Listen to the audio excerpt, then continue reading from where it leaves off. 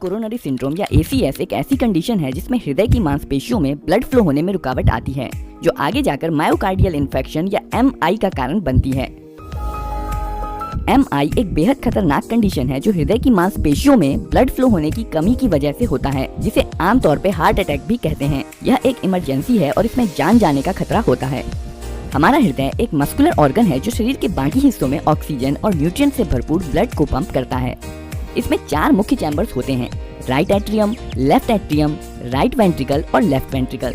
Right atrium में body से deoxygenated blood enter करता है और राइट वेंट्रिकल इसे फेफड़ों में धकेल देता है। फेफड़ों में डीऑक्सीजनेटेड ब्लड ऑक्सीजन लेकर लेफ्ट वेंट्रिकल में एंटर करता है।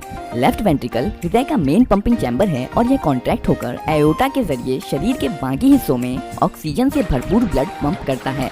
पर आपके शरीर के बाकी हिस्सों की तरह हृदय को भी ठीक से काम करने के लिए ऑक्सीजन युक्त ब्लड की जरूरत होती है और इसे ऑक्सीजन पहुंचाने का काम करती हैं कोरोनरी आर्टरीज। कई सारी छोटी छोटी कोरोनरी आर्टरीज एओर्टा से जुड़ी हुई होती हैं और हृदय की मांसपेशियों को आवश्यक ऑक्सीजन और न्यूट्रिएंट सप्लाई करती हैं। एक्यूट कोरोनरी सिंड्रोम में इन्हीं कोरोनरी आर्टरीज में ब्लॉकेज हो जाता है, जिसकी वजह से हृदय की मांसपेशियों में सप्लाई होने वाले ब्लड में रुकावट आ जाती है। ऐसा अक्सर एथेरोस्क्लेरोसिस प्लाक यानी कोरोनरी आर्टरीज में फैट, कोलेस्ट्रॉल या अन्य किसी चीज के जमा हो जाने से, या कोरोनरी स्पैज्म यानी कि आर्टरीज में ऐंठन आ जाने से, या फिर कोरोनरी आर्टरी डाइसेक्शन यानी कि आर्टरी के फट जाने की वजह से होता है। एथेरोस्क्लेरोसिस में फैटी प्लैक के लगातार बढ़ने से कोरोनरी आर्टरी का गैप कम हो जाता है और अगर ये प्लैक टूट जाता है तो ब्लड एक जगह पर इकट्ठा होना शुरू हो जाता है, जिसे ब्लड क्लॉट कहते हैं, जिसके कारण कोरोनरी आर्टरी में ब्लॉकेज बन जाता है। आमतौर पर ब्लड क्लॉट हो जाने की वजह से ही कोरोनरी आर्टरी में ब्लॉकेज होता है। दूसरे कारण जिनके कारण कोरोनरी आर्टरी में ब्लॉकेज हो सकता है हैं कोरोनरी आर्टरी स्पैज्म, जिसमें अचानक से कोरोनरी आर्टरी ऐंठ जाती है और यह ड्रग्स, स्मोकिंग, ठंड के मौसम या अत्यधिक तनाव के चलते हो सकता है। इसके अलावा दूसरा कारण हो सकता है कोरोनरी आर्टरी डाइसेक्शन। इस केस में आर्टरी की अंदरूनी दीवार टूटकर अलग हो जाती है, जिससे ब्लड फ्लो में रुकावट आ जाती है। हृदय के किसी भी हिस्से में इस तरह की रुकावट आ जाने से वहां पर ऑक्सीजन और न्यूट्रिएंट्स नहीं पहुंच पाते हैं, जिस वजह से हृदय की मांसपेशियां मर जाती हैं। इस कंडीशन को मायोकार्डियल इन्फेक्शन कहते हैं।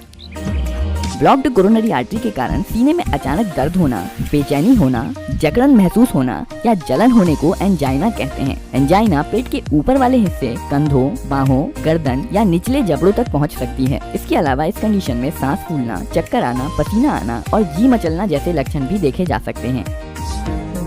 फैटी प्लैक के कारण जब कोरोनरी आर्टरीज काफी हद तक ब्लॉक हो जाती हैं, तो इसे ठीक करने के लिए कोरोनरी एंजियोप्लास्टी प्रक्रिया से ब्लड फ्लो को ठीक किया जाता है। इस प्रक्रिया को शुरू करने के लिए सबसे पहले डॉक्टर कमर की त्वचा को शून्य कर देता है और फिर आपकी त्वचा के जरिए जांघ की एक नस में सुई डालता है।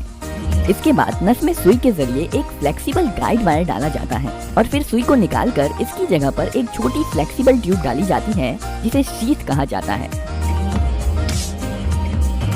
इसके बाद शीथ के रास्ते से गाइड वायर को हृदय तक पहुंचाया जाता है।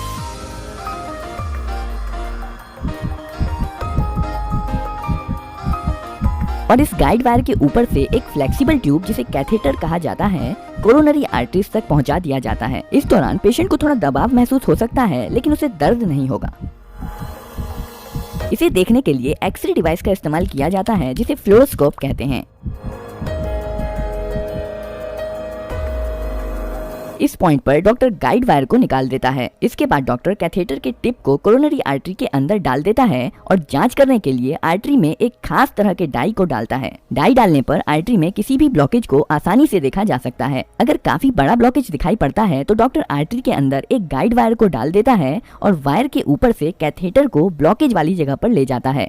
कैथेटर की टिप पर एक बैलून लगा होता है, जिसे ब्लॉकेज वाली जगह पर 20 से 30 सेकंड के लिए फुला दिया जाता है, जिससे फैटी प्लाक अंदर को दब जाता है और आर्टरीज फैल जाती हैं। जब बैलून फूला हुआ होता है तब आर्टरी पूरी तरह से ब्लॉक हो जाती है और पेशेंट को सीने में दर्द महसूस हो सकता है। इसके बाद बैलून को डिफ्लेट करके बाहर निकाल लिया जाता है और साथ ही साथ दर्द भी चला जाता है। आर्टरी के फैल जाने से ब्लड फ्लो में सुधार आ जाता है। आर्टरी को खुला रखने के लिए मेटल से बनी एक मैश ट्यूब, जिसे स्टेंट कहा जाता है, का इस्तेमाल भी किया जा सकता है। डॉक्टर पेशेंट के लिए स्टेंट की सही साइज को चुनता है, जिसे एक बैलून के ऊपर कंप्रेस करके रखा जाता है। स्टेंट को उसी गाइड वायर के जरिए आर्टरी तक ले जाया जाता है। बैलून को फुलाए जाने पर बैलून पर रखा स्टेंट भी खुल जाता है और अपनी जगह पर लॉक हो जाता है। बैलून वाले कैथेटर को बाहर निकालने के बाद स्टेंट